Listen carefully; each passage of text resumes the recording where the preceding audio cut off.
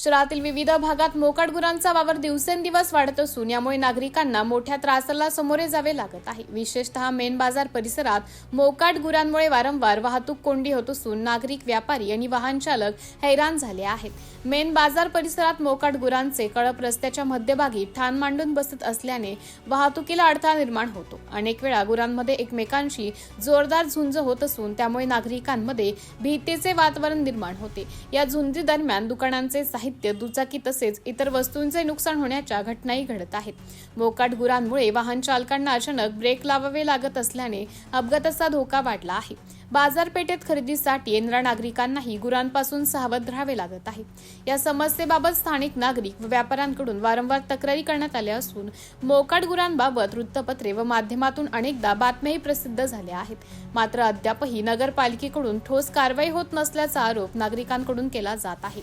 नगरपालिकेने तातडीने मोकाट गुरांचा बंदोबस्त करून त्यासाठी योग्य व्यवस्था करावी, तसेच मेन बाजार परिसरातील वाहतूक सुरळीत करण्यासाठी प्रभावी उपाययोजना कराव्यात अशी मागणी नागरिक व व्यापाऱ्यांकडून होत आहे। बातम्या प्रसिद्ध होऊनही प्रशासनाचं दुर्लक्ष कधी संपणार असा संतप्त सवाल नागरिकांकडून उपस्थित केला जात आहे।